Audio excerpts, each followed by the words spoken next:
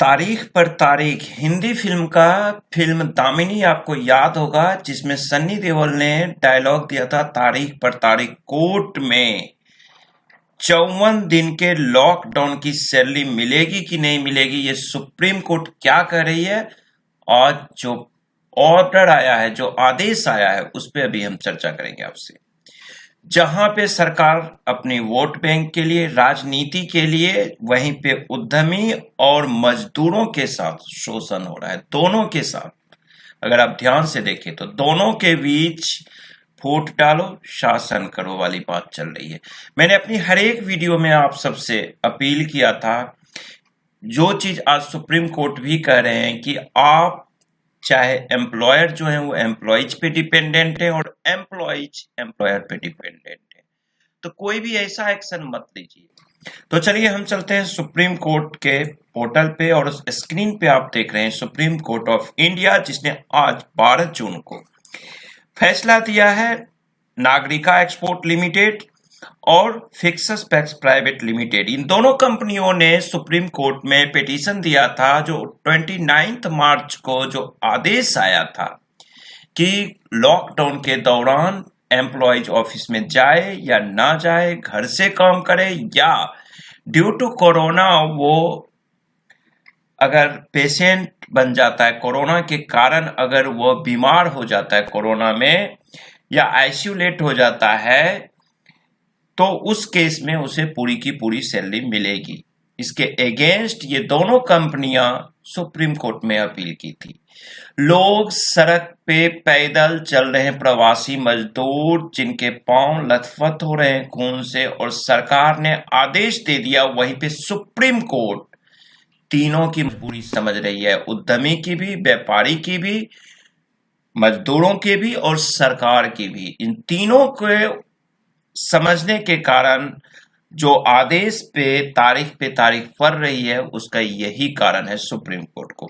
सबसे पहले अगर हम करें नागरिका एक्सपोर्ट लिमिटेड की, तो नागरिका एक्सपोर्ट लिमिटेड का जो जज थे वो जस्टिस अशोक भूषण, जस्टिस संजय किशन कौल और जस्टिस मिस्टर शाह, ये 3 लोगों की बेंच थी, 3 जस्टिस की।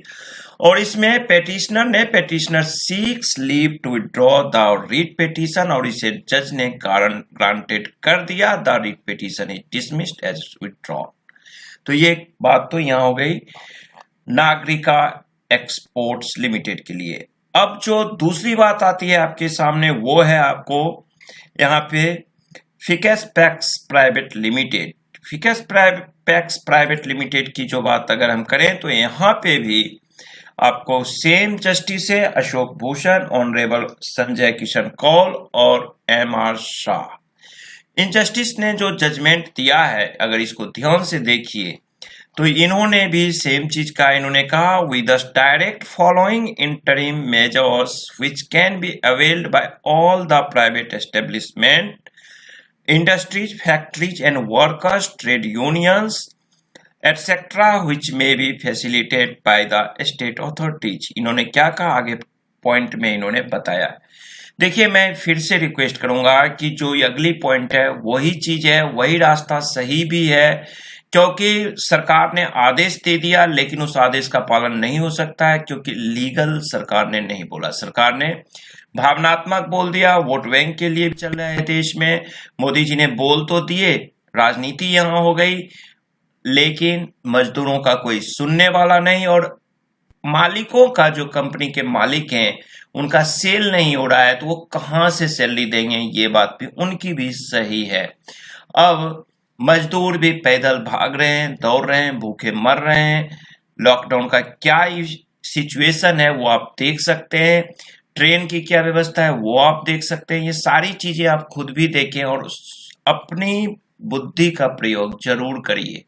क्या सिचुएशन है देखिए। इसमें गवर्नमेंट जो सुप्रीम कोर्ट ने जो कहा वो उसका कहना है कि the private establishment industries employers who are willing to enter into negotiation and settlement with the workers employees regarding payment of wages for 50 days or for any other period as applicable in any particular state during which their industrial establishment was closed down due to lockdown अब यहाँ पे इन्होंने कहा कि आप जो है ना, जो ये 50 दिन से ज्यादा, लगभग 54 दिन का जो लॉकडाउन रहा है, इसमें जो सैलरी देने का आदेश 29 मार्च को दिया गया था एमएचए के थ्रू, उसमें आप एम्प्लॉयर और एम्प्लॉय बैठ के आपस में बात करिए, निगोशिएट कर लीजिए। अगर ये हो जाता तो बहुत अच्छी बात है, और ये बहुत रियली अच्छी बात है। उसके बाद इन्होंने कहा, मैं initiate a process of negotiation with their employees organisation and enter into a settlement with them, और आप निगोशिएशन करके आपस में दोनों सेटलमेंट कर लीजिए। And if they are unable to settle by themselves submit a request to concern labour authority, और अगर आप दोनों आपस में एम्प्लॉयर और एम्प्लॉय सक्सेस नहीं होते हैं, खुद से इसको इनिशिएट कर पाते हैं, निगोशिएशन नहीं कर पाते हैं, तो आप जो भी आपका वहां पे लेबर डिपार्टमेंट है, लेबर अथॉरिटीज हैं, जो अधिकारी हैं, उनसे आप संपर्क कर सकते हैं।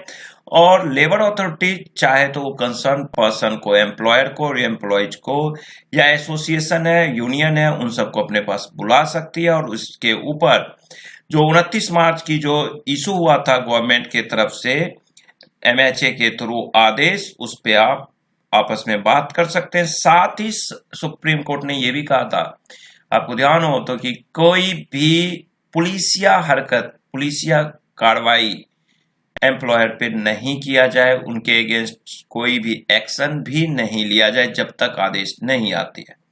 और इन चीजों को देते हुए इन्होंने अगले लाइन में इन्होंने सबको इंस्ट्रक्शन दिया है, और लास्ट के जो पैरा है वो इंपॉर्टेंट है। फिर वही बात हो गई, तारीख पर तारीख, और इन्होंने कहा कि आप आपस में खुद कर लीजिए। इन event any settlement is entered between the employers and employees in the establishments which are before us, and affidavit giving details shall be filed by next date of hearing।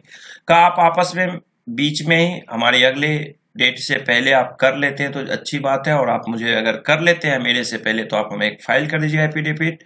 और जो लास्ट वीक जुलाई 2020 में इन्होंने अपना अगला तारीख दिया, यानी लगभग 4 सप्ताह का, 1 महीने का लगभग इन्होंने टाइम लिया है।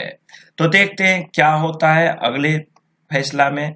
सुप्रीम कोर्ट की अगली फैसला क्या कहते हैं, हमारे बीच आते हैं। क्योंकि जो डिले हो रहा है ना, ये सुप्रीम कोर्ट सारी बातें समझ रहे हैं, जस्टिस जो हैं वो सारी बात को समझ रहे हैं कि सरकार की भी मजबूरी है, व्यापारी की भी मजबूरी है, और एम्प्लॉयज की भी मजबूरी है। तो देखते हैं क्या होता है। अब यहाँ पे बीच का ही रास्ता निकाला जाएगा। तो इस वीडियो को मैं यहाँ खत्म कर रहा हूँ, और ये जो ऑर्डर है इसका डिस्क्रिप्शन बॉक्स में मैं लिंक दे दूंगा। आप इस ऑर्डर के लिंक से डाउनलोड करके अपने पास रख सकते हैं। Thank you, bye bye.